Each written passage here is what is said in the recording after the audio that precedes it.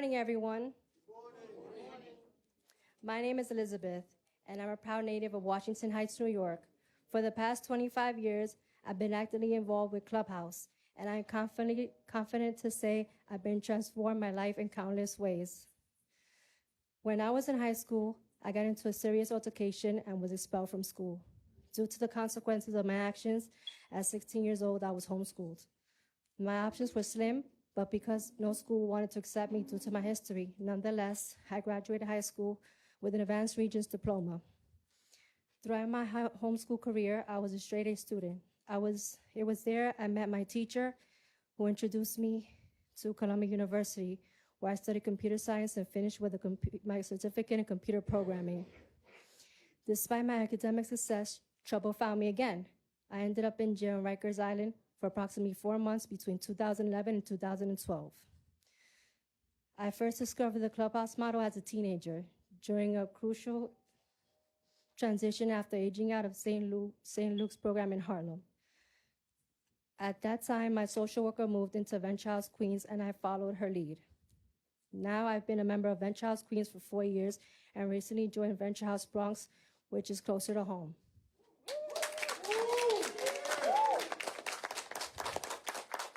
I love that I have the flexibility to be part of multiple Venture House communities, and Venture House Bronx has quickly become one of my favorite places to visit. Venture House has helped me rediscover my potential. I never thought I'd be able to work again, but with their support and transitional employment opportunities, I secured a position as a cook at UBS Arena 1 year ago.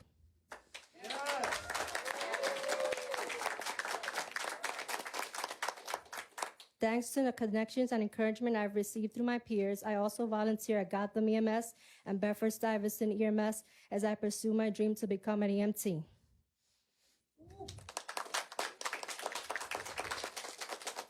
Perhaps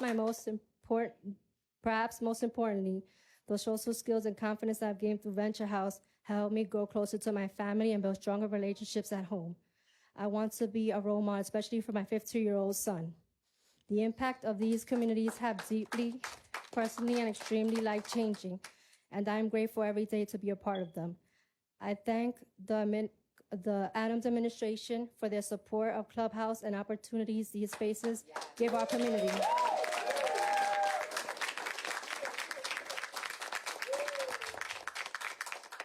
Now I'd like to turn it over to Mayor Adams.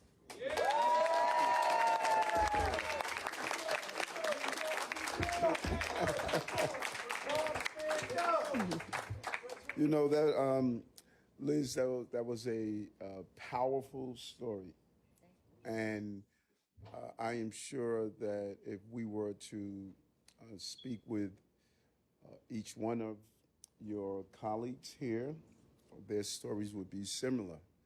And you know, it takes a lot to go into your own story and expose yourself to criticisms and critiques and people judging you.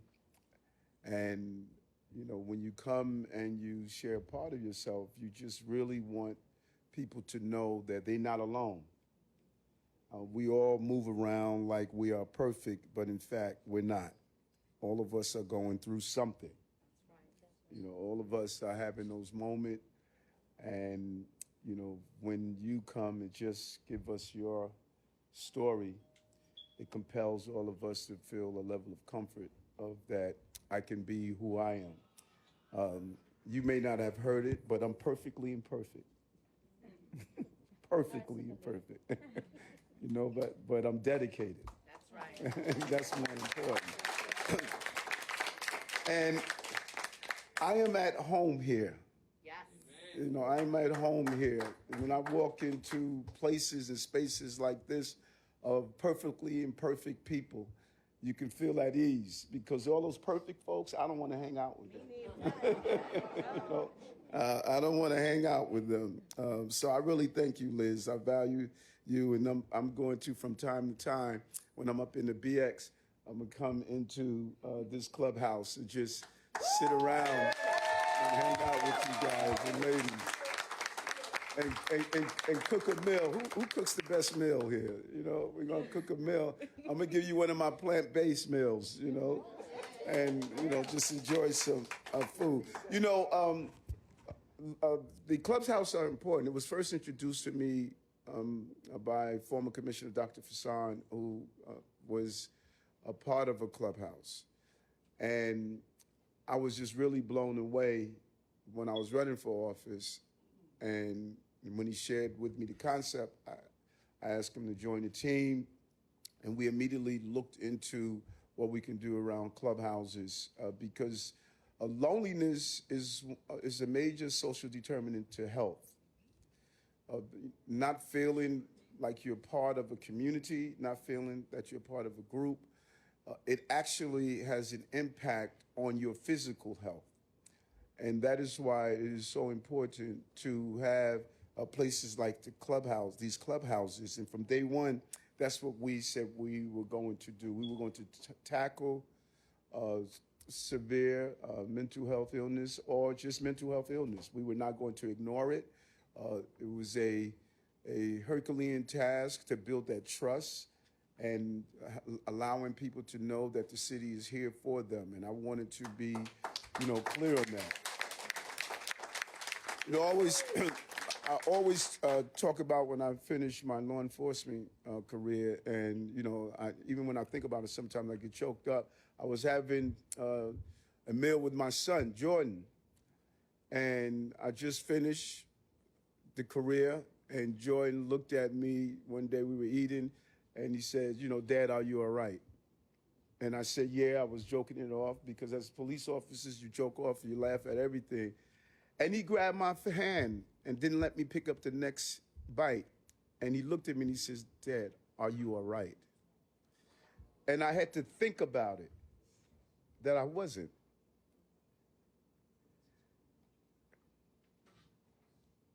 And we're not all right.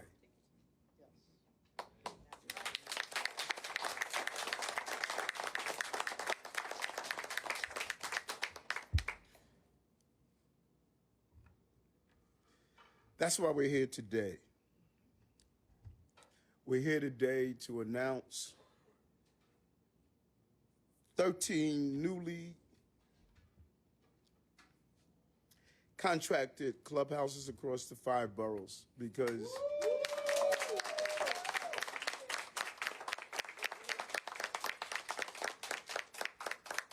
people are not all right. That's why we're doing it. Because they're not all right. Moms, dads, children, aunts, uncles. We're all feeling the weight of life on our shoulders. And these clubhouses are free, member-led spaces where people can develop social connections and access health and legal services as well as employment and educational opportunities. And each clubhouse has its own vibe and personality and response to the needs of local community and clubhouse members. We were in Brooklyn. Brooklyn Clubhouse is different from this clubhouse. All of them have their own ways of communicating. The members can take cooking classes or language lessons or engage in other activities. Most importantly, the clubhouses decrease social isolation, which adds to stress and makes even more difficult to function. 7 of the clubhouses will be new, while 6 have been granted contracts to continue operations. And by 2027, these 13 sites will serve over 6,600 members.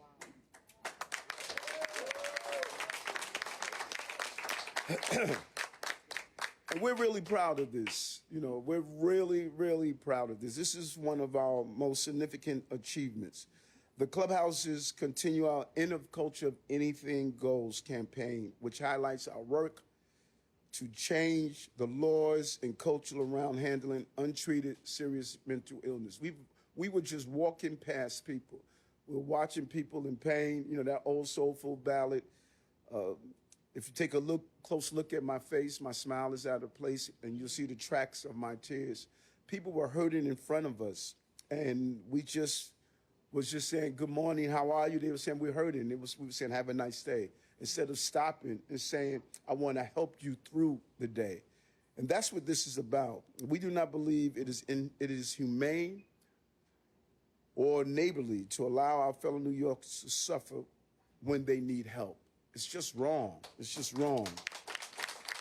And the clubhouses are the results of a $30 million investment of city and state funds,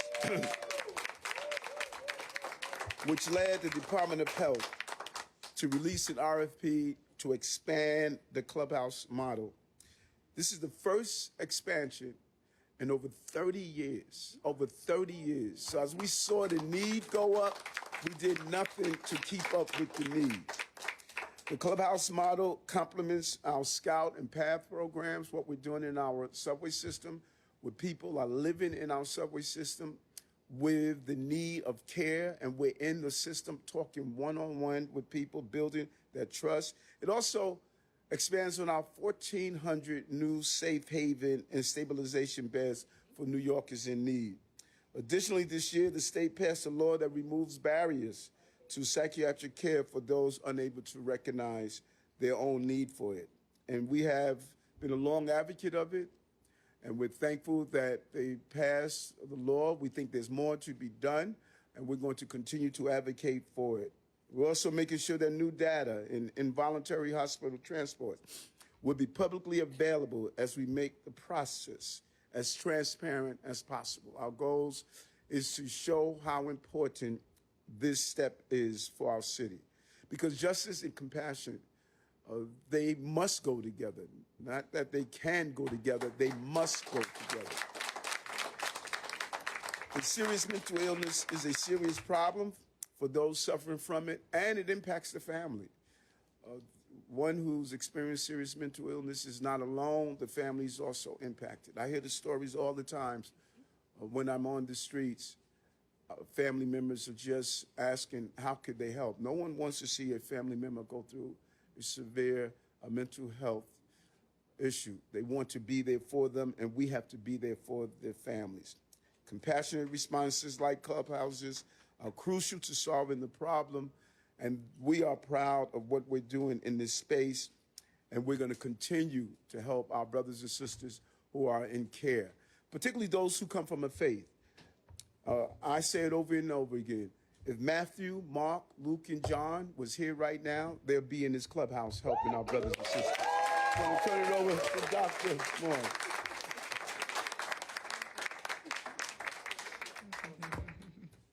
Thank you, Mayor Adams. Thank you, Liz.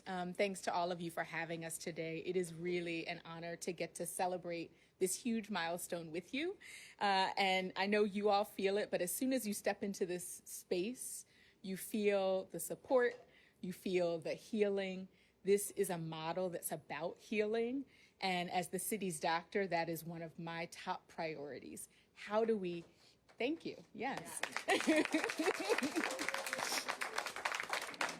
So thank you for showing us the way in the model that you have built here at Venture House, and we're very, very excited about your new space around the corner. Yes.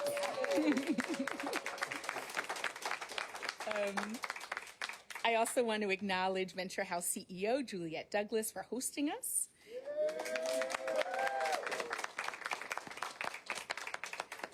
And again, just really thankful that we get to celebrate this incredible milestone together today.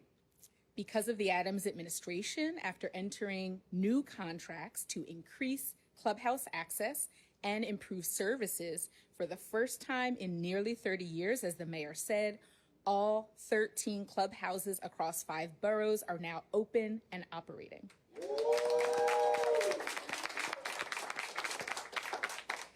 And again, that includes where we are standing and sitting right now. And this is a milestone that's possible because of the city and state's expanded commitment of $30 million to clubhouses.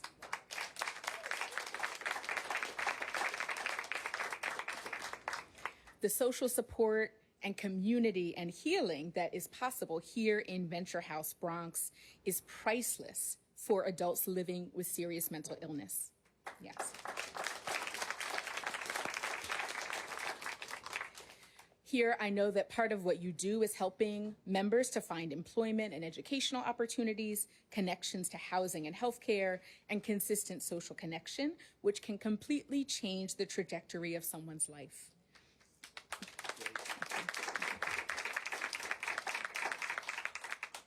At the health department, we believe wholeheartedly in the value of this work, and we want to ensure as many people as possible who want to become members have access to a clubhouse in the community where they live.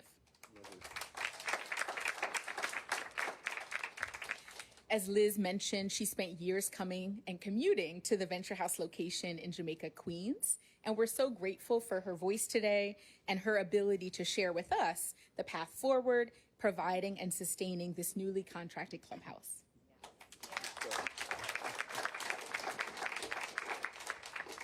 Clubhouses work precisely because every member has a stake in shaping the community that they're a part of.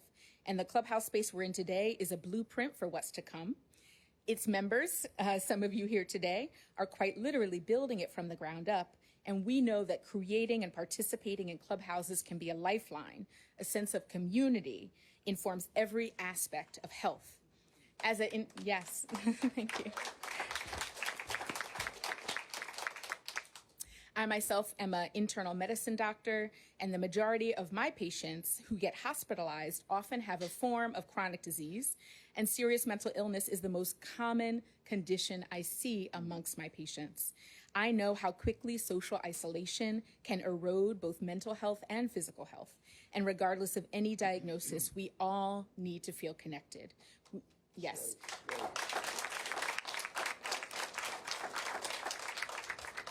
As humans, we need to feel like we fit somewhere, and clubhouses offer a sense of belonging to their members, and doing so proves just how important community care is for every aspect of health. And at the health department, it's again our responsibility to invest in that. We thank Mayor Adams for his leadership on this issue.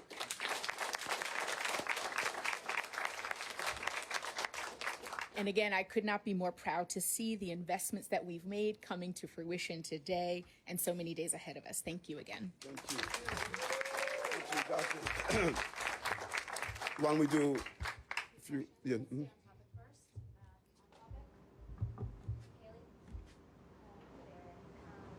So two questions.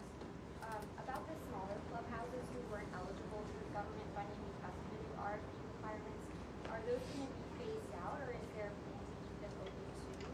And then the second question is just about the timing of this. Why celebrate now? I'm sorry, why, you said why now? Yeah, exactly. Why celebrate this now? Yeah, Dr. Morris can talk about the first part, but we had an announcement in Brooklyn where we did some things around clubhouses in Brooklyn. This is a continuous expanding evolution, and we expanded. This is the first time we did this expansion in over 30 years. And so there's never the wrong time to do an expansion. It's always the right time. We put out an RFP. The winners of that RFP, we're now going to make sure these sites are open. Can we talk about the other ones? Yeah, thank you for the question. Thank you, Mayor. I'll just add that in terms of other clubhouses, we're very thankful, of course, that there are lots of clubhouses across the city. We've been working with City Council, who's been supporting some of the additional clubhouses. Part of our goal with this RFP was really to both improve access by having more spaces, including the new space around the corner, so that more members can join clubhouses that are interested. Our goal is to get up to about 6,600 members over the next year or two. And in addition to that, part of our goal is actually to really improve the data and demonstrate the outcomes. And so that's all part of the process that we've led through this new RFP.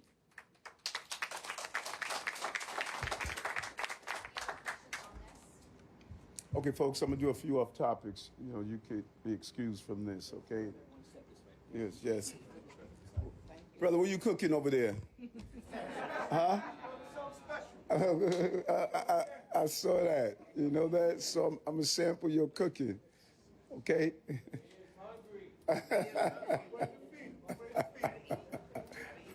Can we do a few off topics? Julia? Yeah, Mr. Mayor? Yes, how are you, Juliet? All right, how you doing? So President Trump yesterday, said he's going to have federal takeover of D.C. and said he was going to look at New York City. What does that mean to you? Did you have any conversation with the Trump administration about this? The NYPD, particularly the Deputy Mayor of Public Safety, Cass Daughtry is in, thanks a lot, TJ, is in continuous communications around public safety, particularly around coordination with our federal partners. And I mean, the numbers speaks for themselves. Record number of decrease in homicides and the shootings in the first 6 months. In the 7th month, lowest number of shootings victims and shootings in the city. All the major crime categories are decreasing in the subway system. We are realizing crime is at the lowest this year, outside of 2 years of the pandemic. And so what happens is that sometimes when you come off a shooting that happened at 345 Park Avenue, where we lost Officer Islam and 3 other New Yorkers, when you have those high-profile shootings, it sends a signal sometimes across the country that we're dealing with a crime issue in New York. And we're not. Those headlines give the wrong impression. New York is moving in the right direction in public safety. And if the federal government wants to assist us in really navigating some of the laws around easily accessibility to automatic weapons. I mean, this person who shot up 345 Park Avenue, he drove across the country with an automatic weapon. And and he had a history of dealing with, mental health issues. So there is some assistance we can get from the federal government. We should deal with stopping the access of these guns. There are more grants that I think our federal partners can get. And so I'm not part of the group that says we don't want to work in coordination with the federal government. But we don't need anyone to come in and take over our law enforcement apparatus. We have the finest police department on the globe. People come here to be trained, and people speak with us to get assistance. And so if the White House wants to help us in what we're doing to continue our success, and if we could help other cities, municipalities, they may want to ask us to come in and help other cities. We're willing to go into other cities and help them as well. But we don't need anyone to come in and take over. We got this under control. Hi, Mr. Mayor. How are you? Yes, how are you? Good. So I just wanted to get your take. There's a new Siena College poll out that has you behind Andrew Cuomo and even Curtis Lewa. I know polls are polls, but I wanted to get your take on the poll. Even has your favorability, unfavorability lower than Cuomo's, or favorability lower than Cuomo's. So I just wanted to get your take on the poll. Is there anything that you're going to be doing in terms of your strategy, how you're going to be messaging to people? Okay, first, if I don't recall, that's a statewide poll. Statewide. I'm not running for governor. I'm running for mayor, and I don't quite understand what's the purpose of doing a statewide poll on the mayor's race. I've said this over and over again. You look at the candidates that are running, they have spent millions of dollars telling their story. Millions. I think Andrew spent about 30-something million. Same with Zohan. He has spent a substantial amount of money as well. When you have millions of dollars spent to tell your story, that's what you're going to get. Now's our opportunity I could tell my story now. The money that I raised, I can use to tell my story. You do your TV ads, you do your flyering, you put your information out. So now it's campaign season. And so a poll that judges the state, even if they indicated that my unfavorabilities have gone down, people are starting more and more to see what we are doing. And so we have to, you just got to stay focused in these races. If not, you'll be distracted by polls and comments and all of that. Remember, at this time, during the primary, at this time, Zohan was at 1%. At this time, he was at 1% from the time that it was out from the election. And from 1%, he won the primary because he was able to get his message out. And Andrew had a poll that showed him the day before the election, he was up 10%, 10 percentage points. He lost by 13 or 14. So if there is no better case to talk about how these things shifts and changes, I think that's a perfect example. You have a person who's at 1%, won the primary, a person who was at 36%, lost by 13 points. I mean, is there any better example of why you just have to stay focused? What he did, he being the primary winner, he stayed focused. He heard me say, stay focused, no distraction and grind. And I guess he did it also. You know, you got to stay focused in this stuff. Do you feel like you haven't really ramped up your campaigning yet, or your message? Do you feel like you're just getting started, or like you're still in kind of, you know, messaging mode, or what do you feel like is kind of next for you? Do you feel like this is just the beginning? In the next month or so, we're going to see a lot more from you, a lot more campaigning. What do you think? Well, I think you see a lot from me now. I'm in the streets, I'm speaking with people, and I enjoy doing this. You know, to me, this is not campaigning. This is not campaigning. Probably to a lot of people, it's work and it's campaigning. It is not. I love being around people. And I'm going to love being around people, ordinary, everyday, working class people. I get energy from everyday people. And so, you know, to others, it's like, you know, oh, I got to get up and I got to go talk to these people. No, I'm like waking up and saying, man, I'm getting ready to go hang out in the Bronx at a Clubhouse. I'm excited about this. So this is not work for me. Someone once said, when you're doing what you love, you're never having a job. What I'm doing right now, no matter what I do, I'm going to do it. I've been doing this for 40 years, you know. I just enjoy doing this, and I'm going to continue to do it no matter what capacity I am in the city. And Jay. Yes, Mayor, good morning. Two topics, if you don't mind. Yes. One is a real success story here in the city, and that is the increase in English and math test scores in public schools. Yes. What do you attribute that to? What is working? Well, it's a combination. Hats off to the chancellor. I spoke with her, must have been about 6 months ago, and I told her that we need to identify children who are struggling, and I need her to come up with a plan on that, and she did. We would check in periodically, you know, every few weeks. She would give me an overview, and what they did, they went after those struggling students, and they zeroed in on them. They had plans on giving them the support that they need, and it's a real positive story on her part, how as a former teacher and principal, she understood how to turn around a school. If you know how to turn around a school, then you could turn around a school system. And I was impressed. Probably every 2 weeks, she'd come back and say, here's what we're doing. Here's how we're identifying those children who are struggling. They were doing quizzes and tests during the time. Remember, we changed the reading curriculum to a phonic-based reading system, and it made a huge input. And now we're not where we want to be. You know, I want to be clear on that. When you look across the country, it is embarrassing when you see what children, what grade levels they're reading at, particularly black and brown children across the country. This is a real call for action for our country. But we are moving in the right direction. And hats off to her, a Bronx girl that understands how to take care of our children in the city. And second topic, yes, sir. Can you just elaborate on your answer a moment ago? I mean, you know, the poll shows you in fourth place behind Curtis Sliwa. I'm wondering, you know, what do you need to do to win? And what are you going to do next month when Andrew Cuomo asks you to drop out? Okay, first of all, I already won. I'm a mayor that grew up, you know, I don't think people really understand, you know, and I think, you know, that's one of the challenges that people have in life. They judge themselves by what people think of them. I already won. I'm the mayor of the most important city on the globe. Growing up in South Jamaica, Queens, you know, and I say it over and over again, and one day people are going to hear it. You know, growing up in South Jamaica, Queens, dyslexic, arrested, rejected.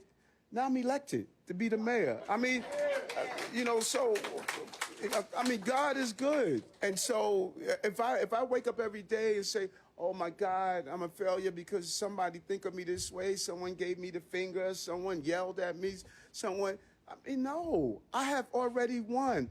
They are trying to get what I have.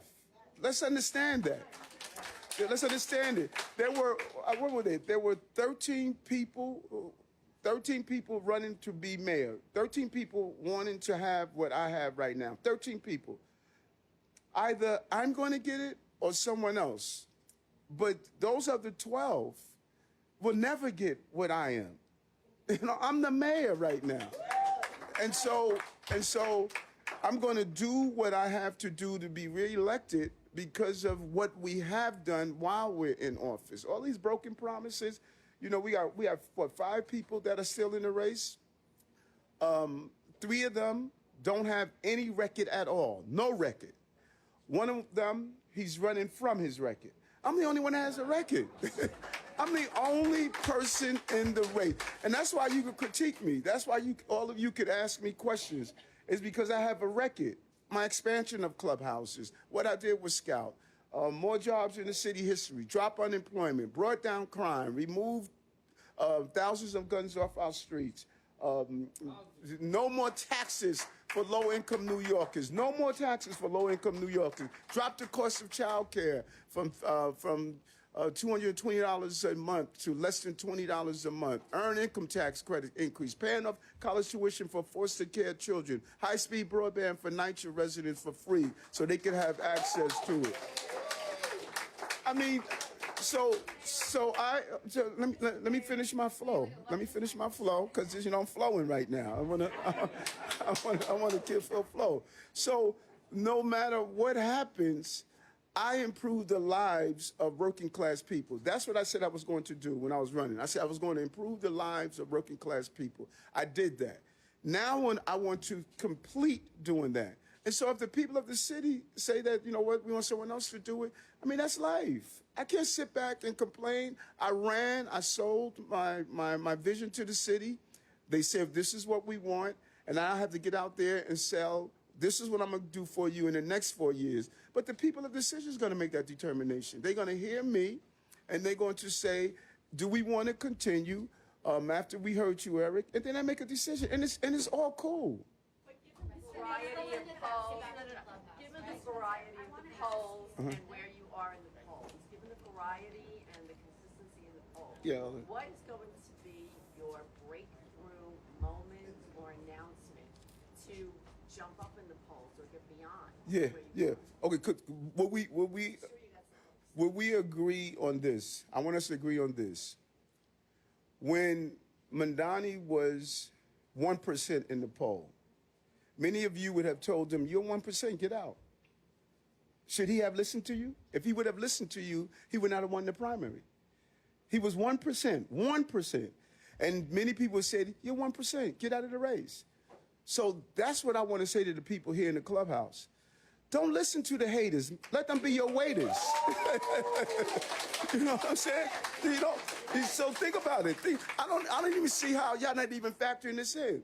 If he would have listened to everyone that told him, hey, you're 1%, you don't stand a chance. You're 1%. If I would have listened to people who said, listen, you're dyslexic, you don't stand a chance. You got to stop listening to people. You know, because those people who are telling you to drop out, they dropped out. They gave up. They surrendered. And they're looking at you upset, you know. Darn it, you didn't surrender when COVID was here. You didn't surrender when migrants and asylum seekers were here. You didn't surrender when they indicted you. You didn't surrender when they called you names. You didn't surrender. So they're looking at me, and they're seeing what I am, and they're upset, you know, because they're saying, if I were you, I would have given up. I don't give up. I step up. That's why.